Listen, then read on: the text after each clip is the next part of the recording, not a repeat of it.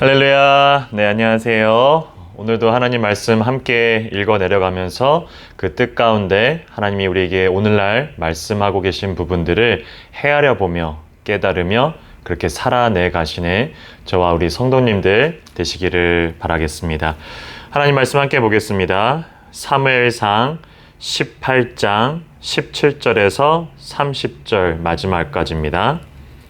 사울이 다윗에게 이르되 내 맏딸 메랍을 내게 아내로 주리니 오직 너는 나를 위하여 용기를 내어 여호와의 싸움을 싸우라 하니 이는 그가 생각하기를 내 손을 그에게 대지 않고 블레셋 사람들의 손을 그에게 대게 하리라 함이라.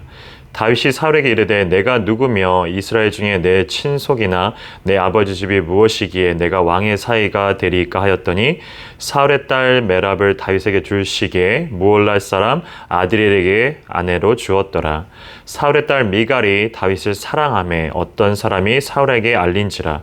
사울이 그 일을 좋게 여겨 스스로 이르되 내가 딸을 그에게 주어서 그에게 올무가 되게 하고 블레셋 사람들의 손으로 그를 치게 하리라 하고 이에 사울이 다윗에게 이르되 네가 오늘 다시 내 사위가 되리라 하니라.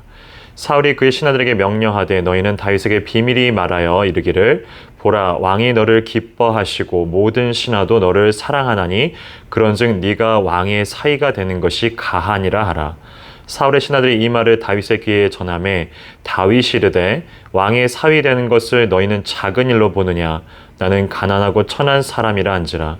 사울의 신하들이 사울에게 말하여 이르되 다윗이 이러이러하게 말하더이다 하니 사울이 이르되 너희는 다윗에게 이같이 말하기를 왕이 아무것도 원하지 아니하고 다만 왕의 원수의 보복으로 블레셋 사람들의 표피 100개를 원하신다 하라 하였으니 이는 사울의 생각에 다윗을 블레셋 사람들의 손에 죽게 하리라 함이라. 사울의 신하들이 이 말을 다윗에게 아뢰매 다윗이 왕의 사위 되는 것을 좋게 여김으로 결혼할 날이 차기 전에 다윗이 일어나서 그의 부하들과 함께 가서 블레셋 사람 200명을 죽이고 그들의 표피를 가져다가 수대로 왕께 드려 왕의 사위가 되고자 하니 사울의 그의 딸 미갈을 다윗에게 아내로 주었더라. 여호와께서 다윗과 함께 계심을 사울이 보고 알았고 사울의 딸 미갈도 그를 사랑하므로 사울이 다윗을 더욱 두려워하여 평생에 다윗의 대적이 되니라. 블레셋 사람들의 방백들이 싸우러 나오면 그들이 나올 때마다 다윗이 사울의 모든 신하보다 더 지혜롭게 행하매 이에 그의 이름이 심히 귀하게 되니라. 아멘. 시기와 질투의 눈이 멀고 사람들의 그 시선의 눈이 먼 사울 왕이 오늘 본문을 보면 다윗을 사위를 삼으려고 합니다. 근데 그것이 좋은 속내가 아니라 그대와 함께 우리 가족이 되자 이런 느낌이 아니라 그의 속내가 오늘 본문에 나와 있는데 17절 처음에 보면 그가 생각하기를 내 손을 그에게 대지 않고 즉 자신이 직접 사울이 직접 다윗에게 손을 대어서 그 목숨을 해하는 것이 아니라 블레셋 사람들의 손을 그에게 대게 하리라. 명분도 있는 거죠.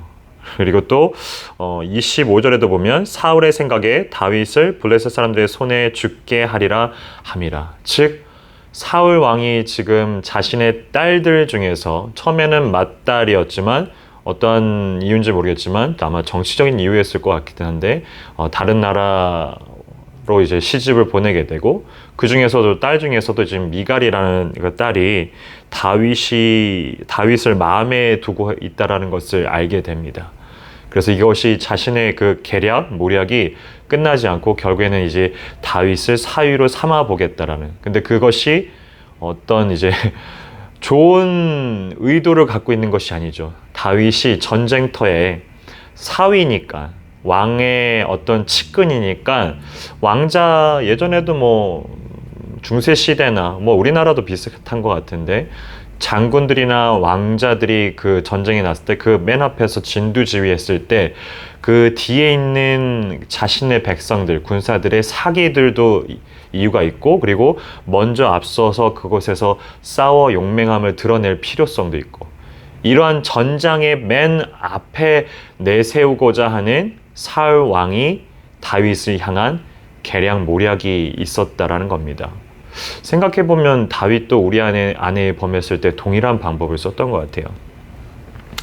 이런 이야기들 속에서 보면 다윗은 이렇게 쉽게 제가 그러면 왕의 사위가 되겠습니다라고 하지를 않았죠.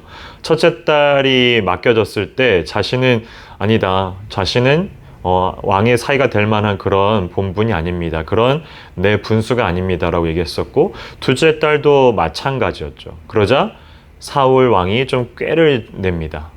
어떻게 꾀를 내면 블레셋 사람들과의 전쟁 가운데 표피 100개, 즉 죽은 시체의 일부분의 100개를 벗겨오면 내가 사위가 될 수 있는, 난 아무것도 필요 없으니까 그것만 해달라. 즉 사울 왕은 이 전쟁에 나가면 다윗이 금방 죽어 돌아올 거라고서 아마 생각을 했었던 것 같아요. 하지만 전쟁에서 승리하고 돌아온 다윗의 손에는 200개의, 다윗의 그 진영에는 200개의 블레셋 사람들의 표피가 있었고, 자신이 뱉었었던 말이기 때문에 사울 왕은 어쩔 수 없이 자신의 딸을 두어서 이 원수 같은, 본인의 입장에서, 사울 왕의 입장에서 원수 같은 이 다윗을 사위로 삼게 됩니다. 이때 과연 사울 왕의 표정이 어땠을지 참 궁금하긴 해요.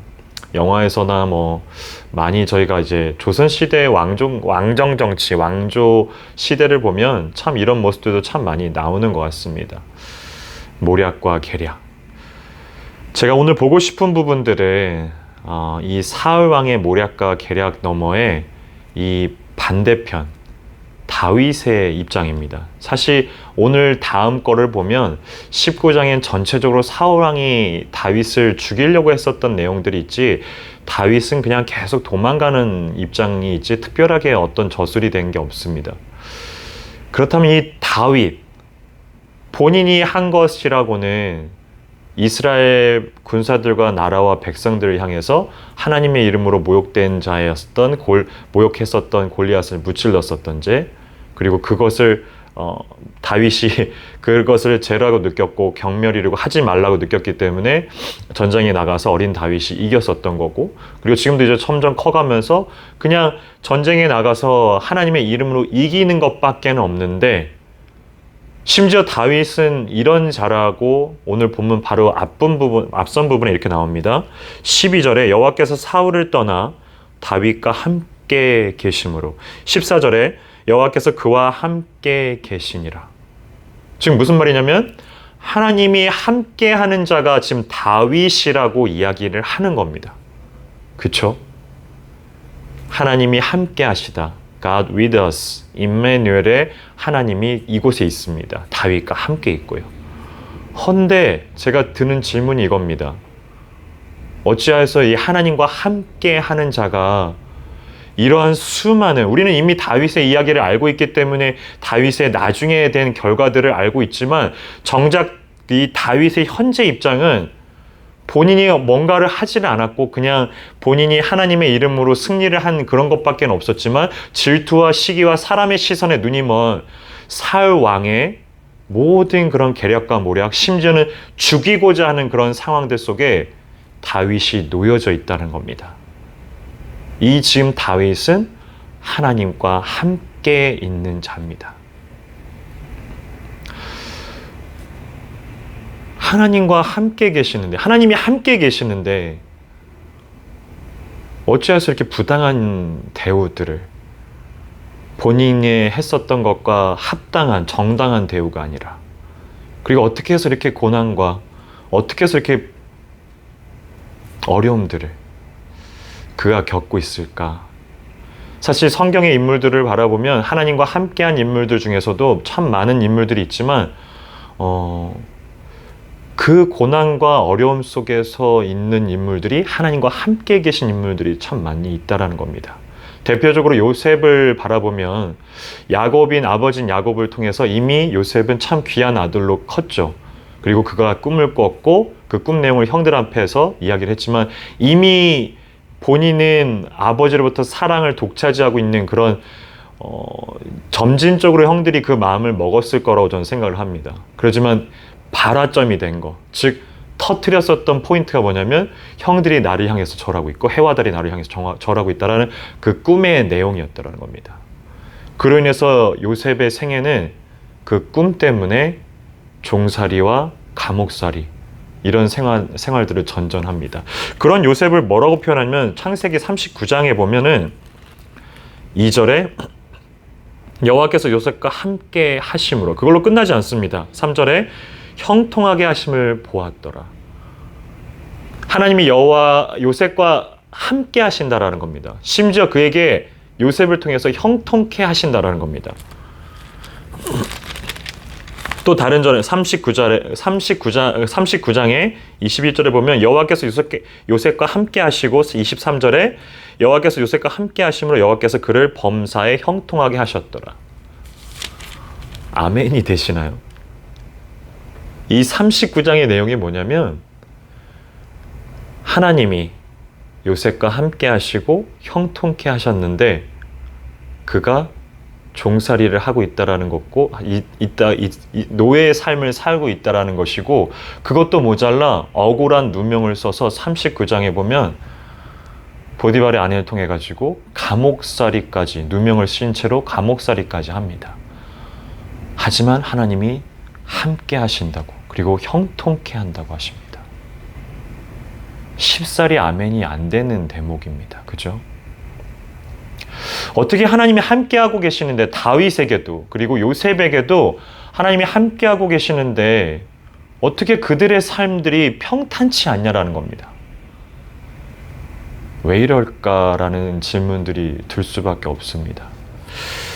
바울 서신서에서는 이런 부분들을 참 많이 밝히고 있는데, 그 중에서 대표적으로 참 짧으면서도 정확하게 이 다윗과 요셉의 이 모습들을, 그리고 제가 지금 질문하고 있는 이 모습들에 대한 답변을 내놓습니다.